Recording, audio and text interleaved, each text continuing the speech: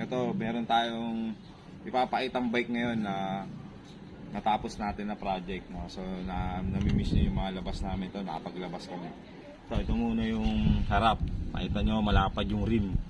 Yan yung 80mm na rim, hard chrome, gauge 10 yung rayos. Tapos ito naman yung fork nya. Ayan. Ang ginamit natin na pintura dito ay Ansal paint. Ito rin naman yung manubela nya. Tubular yung ginamit natin na material. Ito yung frame. Ayan. Pakita mo yung buong nito, boss. Ayan. Nakita nyo, medyo makinis yan. Parang sariwa. Ang size nito is size 26. Ang may-ari nito, isang rapper na si Kapitan Apadon, si Benson.